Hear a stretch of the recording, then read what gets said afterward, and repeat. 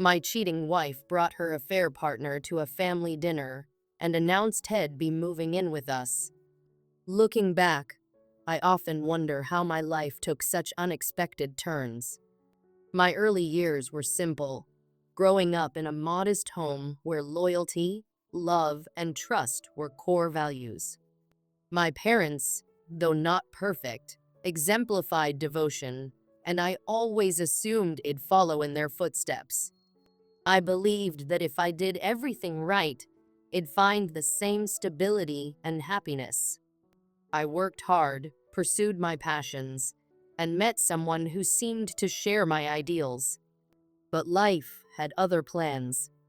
The values I cherished were tested in ways I never imagined, and the perfect life I envisioned began to crumble.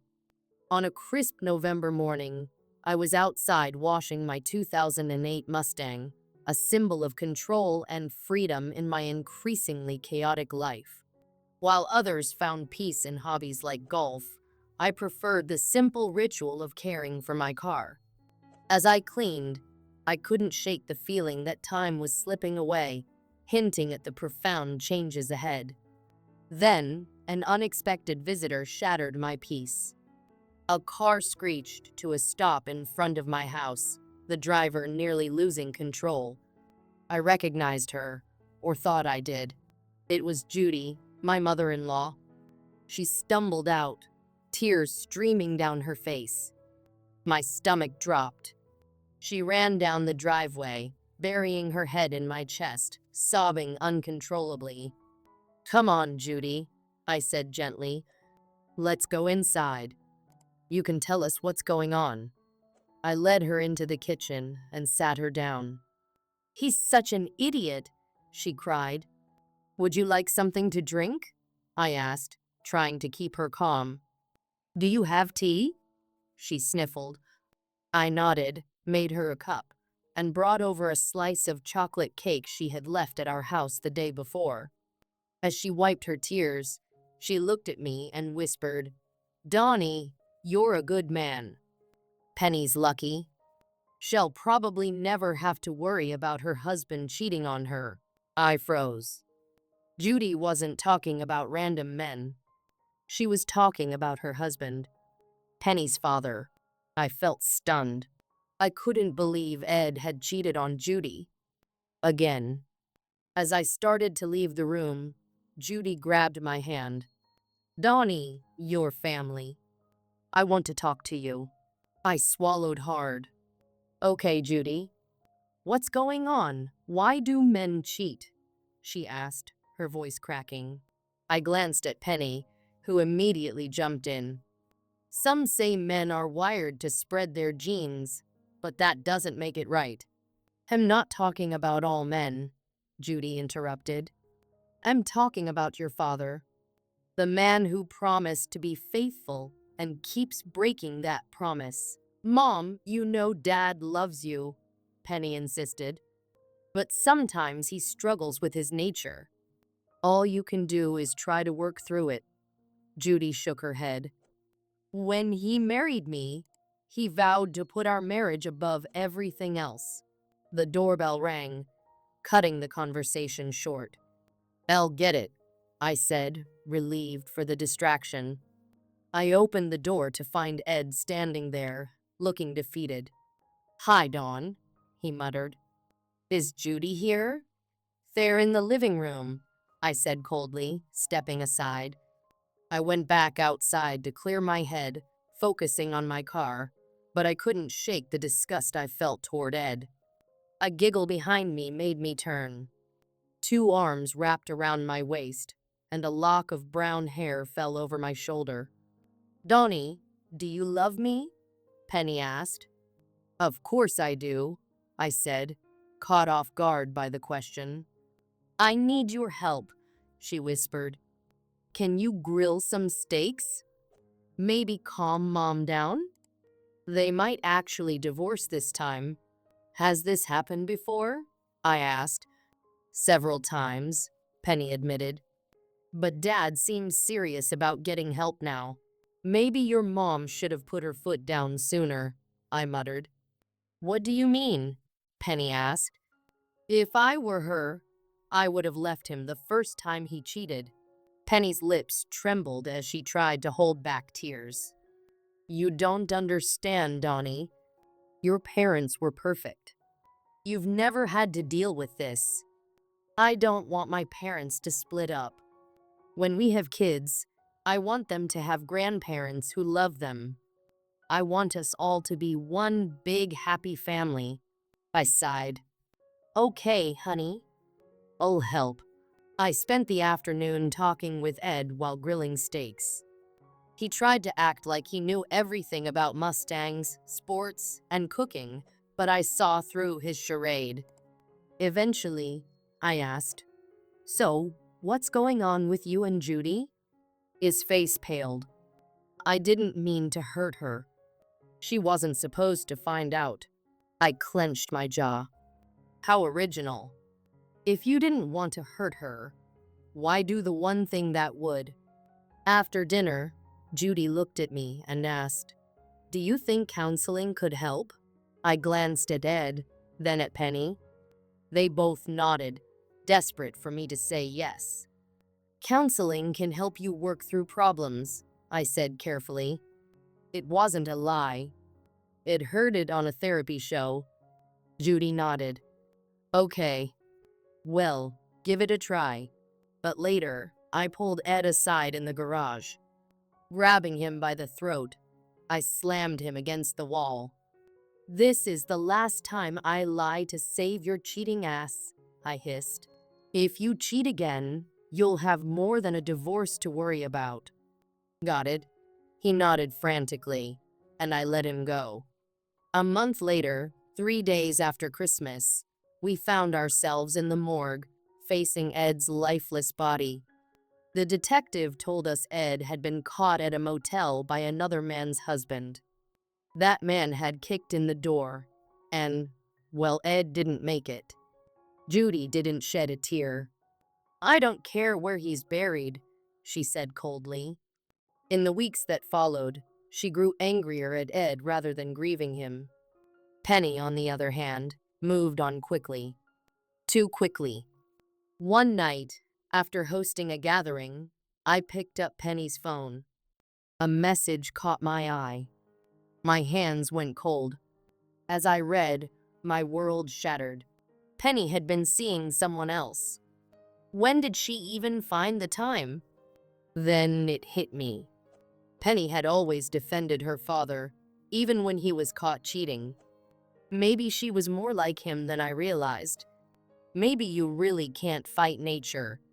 As she walked over, smiling, I knew she expected me to react like Judy, to accept it, to forgive her over and over again. But I wasn't Ed, and Penny was about to learn that the hard way. The morning after the divorce, I went to work as usual. Penny made me breakfast, her usual sunny self. I'm sorry. I love you, Penny, I said, the guilt gnawing at me. She tilted her head, smiling. What's gotten into you this morning?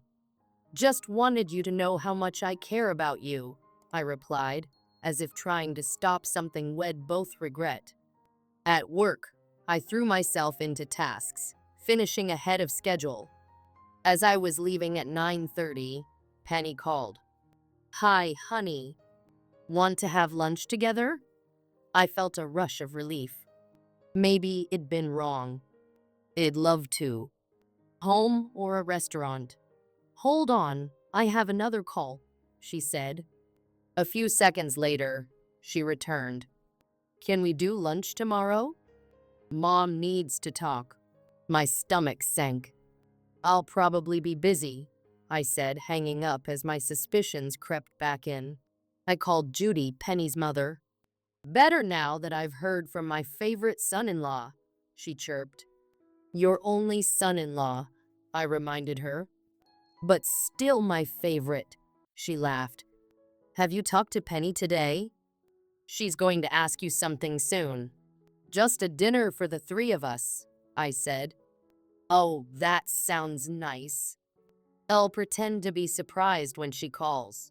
I ended the call, but something felt off. Penny had only called to confirm I was at work. Maybe Shed picked up some tricks from her father, who had been caught cheating more times than I could count. I drove straight to the motel. Her Ford Focus was parked outside. I already knew which room. A cleaning lady passed by, and I slipped her $50. "Can you open that door quietly?" She nodded, unlocking it. I stepped inside. Rick barely had time to react before I yanked him off the bed and slammed him onto the hard floor.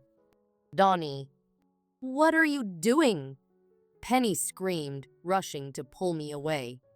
I stood up, shaking her hands off me. "Don't touch me again. Ever." I grabbed my phone and called my secretary. "I'm sick. Cancel everything for today and tomorrow." Then I dialed 911. "I need to report an assault." Penny sat frozen on the bed, trying to speak. "Donnie, when we get home." "We don't have a home," I cut in. "Go to your mother's." The police arrived. I stepped outside to meet them. "I'm the one who called," I said. An officer looked me over. "You don't look hurt." "Not me." "Him?" I pointed at Rick, still groaning on the floor. They cuffed me. The ambulance arrived for Rick, and I barely spoke. I was too numb.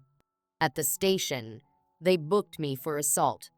No charges yet, just suspicion. In the holding cell, I sat on a bench, lost in thought. There's a difference between suspecting your spouse is cheating and seeing it with your own eyes. People change. Sometimes it leads to a split. Other times it festers into something ugly. I had loved Penny. I had planned my life around her. Until I walked into that motel room. A stout policeman approached. "Don Osmond." I looked up. "Are you going to shoot me?" "No, you idiot." "You're bailed out." "By who?" He sighed. "Does it matter?" "It does to me. It was her." She cried the whole time. "But don't worry," some fat guy and his lawyer spoke to the prosecutor. "They're not pressing charges." I didn't move. "Then I'll stay." The officer frowned. "Kid, you sure? I don't want anything from her." Just then, another officer called. "Osmond, someone else is here to see you." "Judy? You want to talk to her?" I nodded. They led me to the partitioned room. Judy sat on the other side of the bulletproof glass. "Donnie, what the hell is going on?" "Penny just told me you attacked Rick and wouldn't let her bail you out. She cheated on me." Judy's face fell. "With him? That's disgusting." "But why? From what she told me, you always..." Before she could finish, a tall man in a cheap suit knocked on the glass. "Excuse me." "Don Osmond?" "Yeah. Can you join me in the conference room across the hall?" Inside, Penny, Rick, and two lawyers sat waiting. Penny jumped up. Rick limped toward me. "Get away from me," I snapped. "If anyone here touches me, I'm going back to my cell." "Daniels," the lawyer sighed. "Don, this is unfortunate. Let's not turn it into a criminal record. Assault, battery, grievous damage. These charges are serious." I leaned back, arms crossed. "Am not worried. My career will survive." Daniels swallowed. "Look, my client won't press charges if you agree to forget this happened." I smirked. "Forget? Oh no, I won't forget. I'll take this to a jury. I'll name Rick in my divorce. I'll testify against him in front of his wife, Tanya." Rick paled. "No, don't tell her." Daniels jumped in. "Fine. What do you want? Stay away from me. Stay away from my home." and testify in the divorce. Rick hesitated, then nodded. I stood. We're done here. Donnie, wait, Penny sobbed. I love you. Please, let's fix this. Shut up, Penny, Judy snapped. You're just like your father, thinking the world revolves around what you want. I forgave your dad over and over, and maybe you think that's how it should be, but Donnie isn't me. You had a perfect marriage, and you destroyed it. Mom, I'm hurting too, Penny wailed. Judy's voice softened. Maybe you deserve to. I walked out. Penny collapsed into sobs. I didn't turn back. Judy crossed her arms, watching Penny intently. I agree. Penny shook her head. But I don't think it was bad enough to get divorced over. Judy's expression hardened. Shouldn't that be up to the person who was hurt? Marriage is about what both people want, Penny. Maybe Donnie doesn't want to be married to you anymore. Stop saying that, Mom, Penny yelled, her voice cracking. She turned to me, eyes brimming with desperation. Donnie, haven't I been a good wife? I've cleaned, cooked, and given you everything you could ever want. Why can't you focus on what I did right instead of my mistakes? I feel lost without you. I can't stop crying. I feel like my life is over. You can make us both better. Just forgive me this once. I swear it won't happen again. I took a deep breath, avoiding her pleading gaze. Without a word, I turned and walked to the door. Just before stepping out, I glanced over my shoulder. Penny, get a lawyer. I want to get this over with and start fresh. Her face crumpled, but I didn't wait to see her reaction. I drove home, my thoughts swirling, only to see Tanya on my porch. Hey, Donnie. Wait up, she called out, jogging across the yard. I sighed as she approached. Her old denim shorts and sweat-soaked t-shirt clung to her. Clearly, she had forgotten or deliberately skipped wearing a bra. I need to tell you a couple of things, she said. Tanya wasn't as slender as Penny or Judy, but now that I was no longer tied to Penny, I noticed her more. Why are you looking at me like that? She asked, raising an eyebrow. I snapped back to reality. Sorry, I shouldn't have, she smirked. Rick and I are here for you, you know? If you need anything or just want to talk. He's still shaken from being mugged, and talking might help him too. Helping others can make you feel stronger. But that's not what I meant. She hesitated before continuing. It's a cruise. One of our clients is organizing a singles cruise, and there are still cabins available. 10 days of fun in the sun might help heal a broken heart. Who knows? You might even meet someone. I shook my head. I'll think about it, Tanya, but I don't think I should date anyone until my divorce is finalized. She smiled. You're a good guy, Donnie. Whatever Penny did, I hope she realizes how foolish she is. Let me know about the cruise, okay? I did everything I could to make things right with Penny, but in the end, my lawyer handled the divorce while I moved on. I asked my boss for a transfer, explaining my situation. Within days, I was set to relocate to our Phoenix plant. Warm weather, open roads, a fresh start. I would leave everything and everyone behind, and that's what starting over is all about. When I told Judy about my plans, she was upset but understood. She had her own struggles, processing Ed's passing and her daughter's betrayal. She confessed she had been thinking about moving to New York to live with her sister and mother, and after our conversation, she started seriously considering it.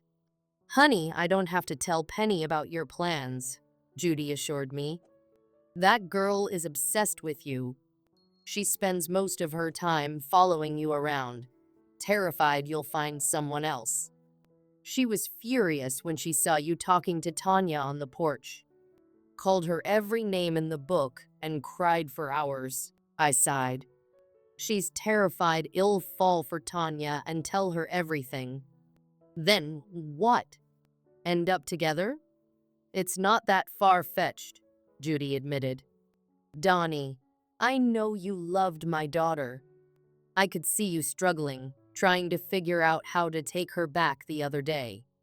But I'm glad you couldn't. She's my baby, and I love her, but I love you too. We both know what she's like. At least when this is over, you'll have a friend in Arizona, and I'll have someone in New York. Promise me we'll stay in touch. I smiled. I don't have a choice. I've only loved 2 people, and one doesn't love me back. You're all I have left. Judy's warning about Penny stalking me was all I needed to stay vigilant. Sure enough, she followed me to a movie one night, watching from the parking lot. I decided to have some fun. I pretended to wait for someone, bought a ticket through the app, then called Judy. Tell Penny I have a date, I whispered. Minutes later, Penny stormed out of her car, her face twisted in rage. She searched the lot for my supposed date, but I slipped inside the theater before she could find me. With 15 movies playing, she had no idea where I was. 2 hours later, I walked out, pretending to say goodbye to someone. Penny appeared, furious. Cut the crap, Donnie, she snapped. You went to the movies alone.